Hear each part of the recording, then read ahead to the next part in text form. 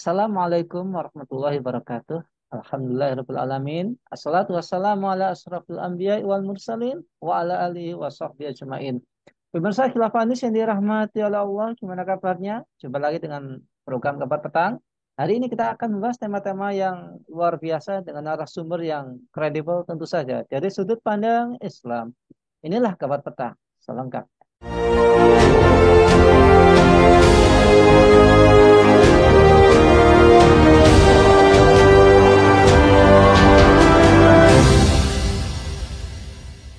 Pemirsa, sejumlah pengamat mendukung rencana pemerintah Indonesia yang bakal mengembalikan para pengungsi Rohingya ke Aceh, di Aceh ke negara asal mereka. Sebab menurut peneliti ASEAN dari Badan Riset Inovasi Nasional BRIN, Adriana Elizabeth, persoalan pengungsi Rohingya sudah mengganggu situasi domestik di dalam negeri. Apalagi dalam waktu dekat Indonesia akan menggelar pemilu yang dikhawatirkan akan menambah beban dan memecah konsentrasi aparat keamanan. Menko Polhukam Mahfud MD sebelumnya berkata Indonesia menerima pengungsi berdasarkan rasa kemanusiaan. Tetapi cara itu, kata Adriana, membuat kewalahan Pemda sehingga harus dicarikan solusi. Layakkah pengungsi Rohingya ditolak warga? Bagaimana komitmen Indonesia dalam melindungi pengungsi Rohingya? Apa solusi terhadap pengungsi Rohingya ini? Untuk membahasnya kami terhubung dengan Bung Lutfi Afandi dari Indonesia Justice Monitor. Assalamualaikum Bung Lutfi. Waalaikumsalam warahmatullahi wabarakatuh, Bung Nanang. Gimana kabarnya? Sehat Bung ya? Alhamdulillah sehat. Masya Allah, Bung Lutfi, sampai saat ini tercatat lebih dari 1.000 pengungsi dari etnik Rohingya itu berada di Indonesia. Para pengungsi yang berasal dari Myanmar ini tersebar di beberapa lokasi, yakni di Kabupaten Pidi, Biren, dan Aceh Timur. Apakah masuk dan diterimanya pengungsi Rohingya ke Indonesia memang menimbulkan masalah baru, Bung Lutfi? Ya, baik, terima kasih Bung Nanang. Jadi terkait dengan keberadaan pengungsi, ini apakah akan menimbulkan masalah baru atau tidak? Ini sebenarnya tergantung bagaimana cara kita memandang gitu, ya, atau dengan kacamata apa kita memandang. Jika kita melihat atau dilihat dengan kacamata nasionalisme, ya, yakni bahwa orang Rohingya itu bukan warga negara Indonesia, mereka itu berasal dari satu wilayah di Bangladesh misalnya, dan bukan berkebangsaan Indonesia, maka tentu ya dianggap menimbulkan masalah, ya, kalau dengan menggunakan kacamata nasionalisme gitu. Apa masalahnya? Masalahnya itu karena mereka datang ke sini tidak punya tempat, tidak punya rumah, tempat tinggal. Pertanyaannya adalah siapa yang bertanggung jawab mengurus mereka? Itu masalahnya gitu ya. Yang kalau dilihat dari kacamata nasionalisme gitu ya, siapa yang bertanggung jawab mengurus mereka? Siapa yang menjamin ya pemenuhan dasar mereka? Makannya, karena mereka kan tidak memiliki pekerjaan, lalu kemudian bagaimana kebutuhan-kebutuhan dasarnya gitu. Dan dari mana anggaran untuk itu semuanya gitu. Ya ini karena pasti tidak akan ada pos ya kalau kita cek di APBN atau APBD daerah gitu. Itu tidak akan ada anggaran untuk itu gitu. Nah, belum lagi misalnya potensi konflik ya dengan penduduk setempat gitu.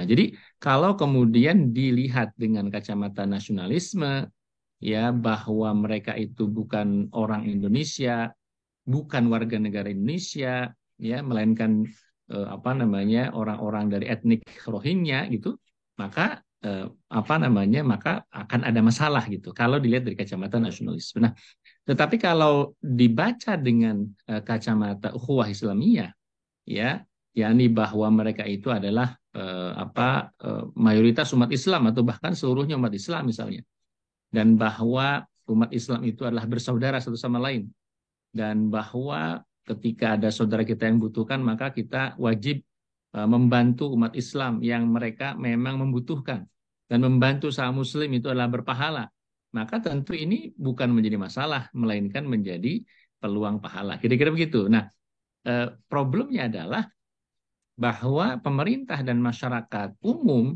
yaitu masih memandang persoalan Rohingya atau pengungsi Rohingya itu dengan kacamata nasionalisme gitu.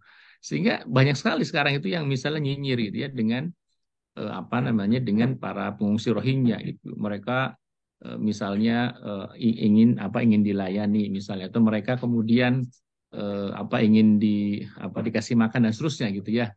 Nah, ya sebenarnya itu ujian buat orang yang membantu mereka kan kira-kira begitu ya.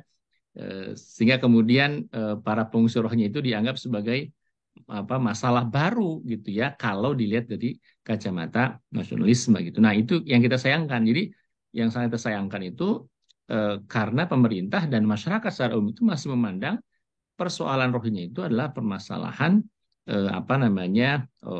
permasalahan bukan permasalahan orang Indonesia gitu. Ya sehingga kemudian dianggap sebagai masalah gitu. Kenapa?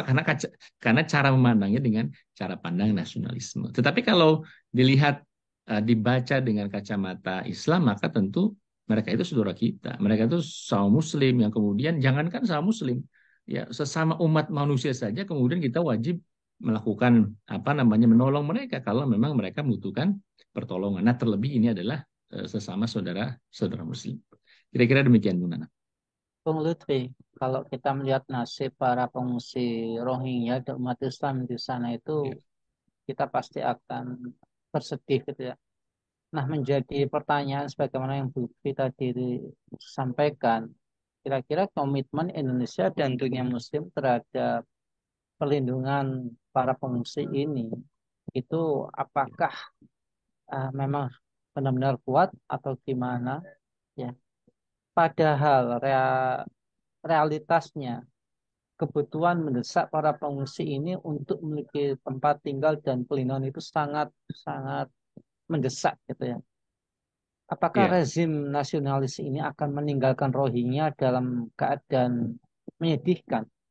Kira-kira menurut Bung Lutfi bagaimana? Ya, jadi kalau dilihat dari bagaimana misalnya komitmen ya pemerintah Indonesia atau masyarakat secara keseluruhan itu itu memang saya katakan tadi ini terhalang oleh sekat dan doktrin nasionalisme gitu ya.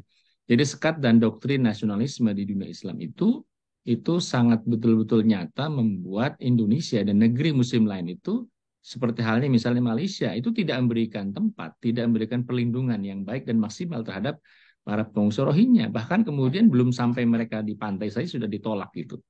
Ini kan menyedihkan gitu ya. Tadi saya kasih contoh misalnya di Malaysia saja misalnya para pengungsi Rohingya itu ditolak gitu ya, tidak diperbolehkan untuk mendarat misalnya. Di Indonesia misalnya walaupun diperbolehkan untuk berlabuh gitu ya di Aceh misalnya dan dilayani seperlunya oleh masyarakat, tetapi kan kemudian ada suara-suara untuk untuk istilahnya mengembalikan mereka gitu ya ke agak sehingga kemudian mereka tidak lagi tinggal di Indonesia khususnya di Aceh kira-kira begitu. Nah, karena apa? Karena belum terbayangkan bagaimana pemerintah ini menyelesaikan masalah mereka gitu. Seperti yang sampaikan tadi gitu. Ini dari mana anggarannya? Terus bagaimana kemudian mereka ditempatkan di mana dan seterusnya gitu. Jadi hal-hal itu yang kemudian saya katakan sekat-sekat nasionalisme ya sekat-sekat negara bangsa ini yang telah betul-betul menjadi menjadi tembok besar yang menghalangi Indonesia negeri-negeri Muslim ya dan kemudian masyarakat kaum muslimin untuk menolong mereka gitu. Jadi jadi problemnya itu menurut saya. Ya, Bung Lutfi, terakhir. Apakah sistem demokrasi ini menjadikan rezim nasionalis telah memperlakukan Rohingya sebagai makhluk tak berharga? Ya, kita mengenyampingkan fakta di lapangan seperti ya banyak kejadian yang kurang menyenangkan gitu ya. Iya. Tapi apakah para pengungsi yang mencari perlindungan itu layak sih disebut sebagai pelaku kriminal? Lantas apa solusi praktis dan tuntas untuk para pengungsi Rohingya saat ini? Bung Lutfi? Nah, baik ya. Tadi saya sudah tegaskan bahwa memang nasionalisme dan negara bangsa ini nampaknya tidak akan pernah bisa menyelesaikan permasalahan seperti halnya masalah Rohingya ini gitu ya. Dan itu menurut saya apa namanya sangat miris kita tentunya gitu. Nah, terkait dengan hal apa yang tadi ditanyakan, inilah bahayanya rezim nasionalis gitu. Ya, mereka hanya akan memandang sebagai manusia jika mereka terdaftar secara administratif ya sebagai warga negara, baru kemudian mereka dipandang. Nah, itu pun bisa kita lihat ya. Jangankan pengungsi dari luar, ya. Ini rezim nasionalisme ini terhadap rakyat sendiri saja itu masih belum bisa terurus, kira-kira begitu. Jadi jangankan kemudian mengurus orang yang tidak terdaftar secara administratif di apa namanya di database mereka gitu ya. Nah, bahkan rakyatnya sendiri saja ya bangsanya sendiri saya tidak mampu diurus gitu oleh rezim nasionalis ini kan miris gitu ya. Bagaimana bisa mengurus apa namanya orang lain gitu. Nah, artinya itu masalahnya. Jika bukan warga negara ini dalam konteks nasionalisme, betapapun dia manusia, maka mereka tidak akan pernah mendapatkan hak sebagaimana halnya manusia. Ya, apa pemerintah terhadap manusia gitu. Seperti halnya misalnya apa hak hidup, hak tempat tinggal. Ya, mereka apa namanya itu apa sepertinya atau layaknya seperti seorang kriminal yang tidak diharapkan kehadirannya. Ini masalah. Nah, lalu apa solusinya? Nah, kalau kita lihat ya apa namanya dari ideologi yang ada. Seperti halnya misalnya saat ini yang berlaku ideologi kapitalisme atau kemudian ideologi sosialisme itu tidak mampu ya menyelesaikan permasalahan apa pengungsian seperti ini gitu. Nah, yang saya lihat yang hanya mampu menyelesaikan permasalahan seperti ini hanya ideologi Islam gitu. Kenapa? Karena dalam Islam itu sekat-sekat nasionalisme dan negara-negara bangsa itu akan dihapuskan, dan harus dihapuskan gitu. Tidak boleh ada lagi yang namanya sekat-sekat negara bangsa atau sekat-sekat nasionalisme. Ya, kenapa? Karena Islam itu ya bersifat universal, tidak hanya berlaku hanya untuk orang Indonesia atau Malaysia atau apa Timur Tengah dan sebagainya tidak gitu. Nah, negara Islam yakni khilafah itu apa bukanlah negara bangsa yang memiliki batas teritorial yang fix dan kaku gitu. Dia terus berkembang ya dan meluas mengikuti meluasnya dakwah dan jihad. Nah, itu ciri khas tuh negara Islam atau khilafah Islam itu dia akan meluas ya, dia akan berkembang dan meluas seperti apa menyesuaikan dengan perkembangan dakwah dan jihad.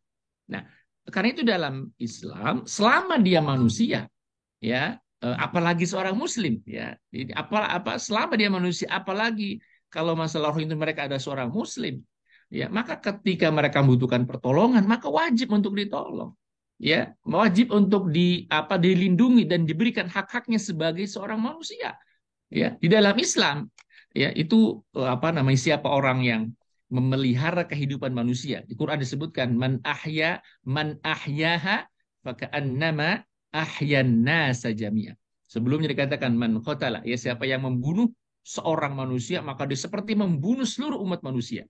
Tetapi disebutkan berikutnya ya waman ahyaha siapa yang memelihara kehidupan manusia, umat manusia ahyan nasa jami'a maka dia seolah-olah telah memberikan memelihara kehidupan manusia seluruh dunia. Itu Masya Allah gitu. Nah, misalnya dengan cara apa? Menolong mereka sehingga mereka tidak mati kelaparan. Itu makna man ahyaha.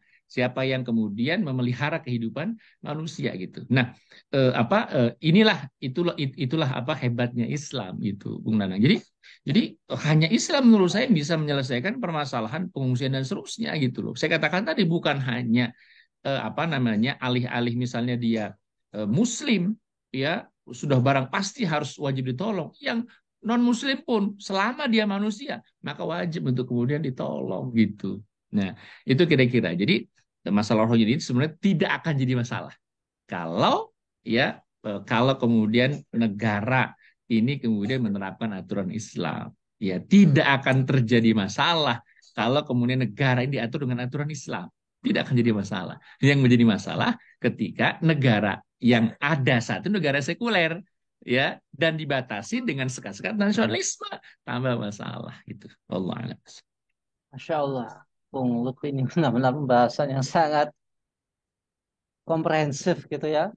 Jadi memang ya semoga ini bisa mengatasi dan menghilangkan rasa nggak enak gitu ya.